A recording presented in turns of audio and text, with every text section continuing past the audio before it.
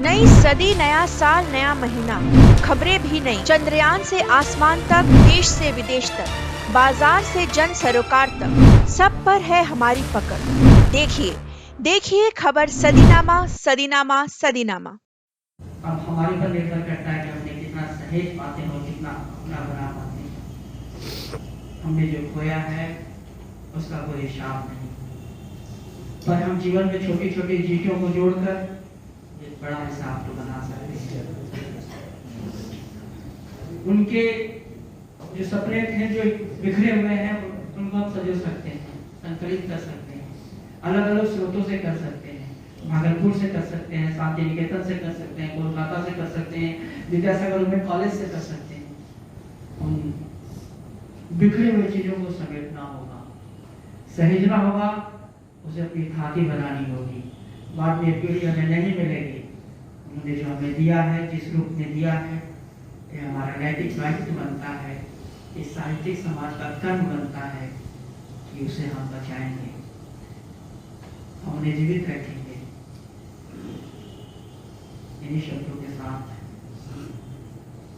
मैं आप सबके प्रति आभार प्रकट करता हूँ कि आप सबने उनकी स्वीकार्यता, उनकी लोकप्रियता, उनकी शिष्टता, उनकी विद्वता, उनकी सहृदयता को इतना सम्मान दिया है। बहुत बहुत धन्यवाद। जो बहुत हरी है, तीस को अभी पकना बाकी है और हम कभी रोकर, कभी आग भरकर और तैयार होकर कभी कुछ उनके बारे में कह रहे हैं। संजय ने जैसे आपको बताया कि मुझे कभी ये कल्पना नहीं थी कि इतनी व्यक्तिगत बात जो केवल और केवल आशुतोष से हो सकती थी या हमारी एक छोटी सी मित्र मंडली जो भागलपुर की थी उनके बीच हो सकती थी, वो आज एक सभागृह में कहने की जरूरत पड़ जाएगी। हद तो ये है कि हम अभी स्वीकार ही नहीं कर पाए कि वो चले गए और मुझे कहने का मन हो रहा है कि हद है भाई, ये हंस रहा है और हमको रुला रहा है। मतलब हम अभी स्वीकार नहीं कर पाए कि वो नहीं है हमारे बीच। और राज्यवर्धन जी ने कल कहा था कि विदा ही नहीं करवे तो जेंगे के नाम, मतलब हम लोगों की भाषा है अंगिका, विदा ही नहीं करेंगे तो जाएगा कैसे। तो मतलब हम लोगों ने विदा नहीं किया है। अभी योगेंद्र जी और किशन जी ने भी कह ही दिया है। मेरी मुलाकात साहित्य अकादमी के कोलकाता कार्यालय में ज्वाइन करने के बाद कोलकाता में मेरे परिचय का जो नया परिसर तैयार हुआ, नया परिसर इसलिए कह रहा हूँ कि पुराना परिसर में पुराने परिचितों में सुखोदा के वगैरह थे, लेकिन जो नया परिसर तैयार हुआ उसमें आशुतोष जी सबसे प्यारे व्यक्तित्व थे। और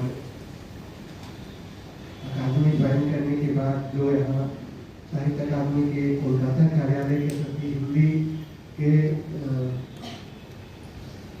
लेखक समुदाय के बीच एक तरह की धारणा थी कि साहित्य अकादमी जैसे यहाँ की सिर्फ बंगला के लिए काम करती है, तो उसको मैंने तोड़ने की एक कोशिश की कि कुछ बहुभाषी कार्यक्रमों में हिंदी के लेखकों को शामिल किया जाए।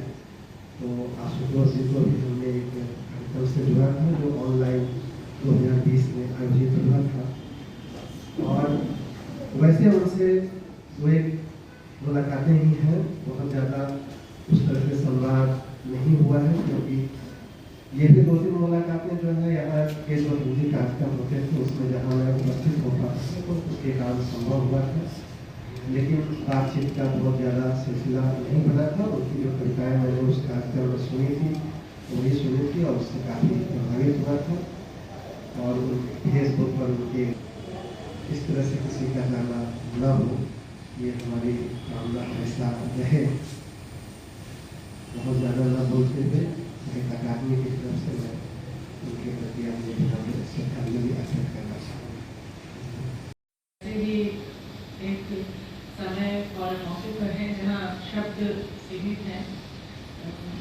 शब्द नहीं है कहने के लिए, और सिर्फ स्मृतियाँ हैं। ये जरूर लगता है कुछ ऐसे मौके होते हैं जब प्रकृति और नियति की व्यवस्था पर भी शक करने का मन होने लगता है। मेरे जैसे दृढ़ विश्वासी भी हिल जाते हैं। और आशुतोष भैया के साथ मेरा परिचय भी बहुत घनिष्ठ परिचय में नहीं हूँ, उनके दोस्तों के छोटे समुदाय में नहीं थी, लेकिन उनके साथ परिचय हुआ था रिफ्रेशर कोर्स के दौरान। और मैं बहुत कनिष्ठ अध्यापकों में थी, वो वरिष्ठ में थे, और जितने भी प्राध्यापक आते थे उनके साथ प्रायः लोगों के साथ उनकी बड़ी अच्छी मित्रता सा संबंध मैं देखती थी, तो बहुत प्रभावित हुई थी। लेकिन मेरी दीदी सत्या दीदी के सहयोगी के रूप में उनके विषय में जाना और शांति निकेतन की एक यात्रा के दौरान उन्हें थोड़ा सा पहचाना, अपने साथ कभी यूजी बोर्ड के अवसर पर काम करते हुए। और कलकत्ता का साहित्यिक सांस्कृतिक जगत इतना छोटा सा है कि हम सब एक दूसरे को जानने ही लगते हैं। और आशुतोष भैया कब सर से भैया के रूप में बदल गए ये मुझे भी नहीं समझ में आया। ये सच है कि उनकी जो विशेषता, मुझे सबसे ज़्यादा उनके विचारों से मैं कभी सहमत नहीं होती थी, लेकिन मनुष्य के रूप में उनकी संवेदनशीलता और प्राध्यापक के रूप में निरंतर किसी भी विश्वविद्यालय का, किसी भी विद्यालय का किसी प्राध्यापक का, किसी के साथ काम करने वाला कोई भी हो, अगर कोई विद्या से जुड़ा हुआ व्यक्ति है तो आशुतोष भैया उसे आगे बढ़ाने, सुझाव देने, सलाह देने। आज बहुत कठिन है, सभी अपने अपने तरीके से आशुतोष जी को याद कर रहे हैं। अपने जीवन में भी ढालते हुए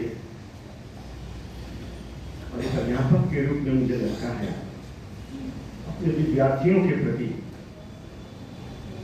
उसी संवेदना को आत्मसात करते हुए, अभिभावकत्व को आत्मसात करते हुए, जिसे आशुतोष जी आजीवन अपने, चाहे उनकी अध्यापकीय शैली हो, चाहे उनकी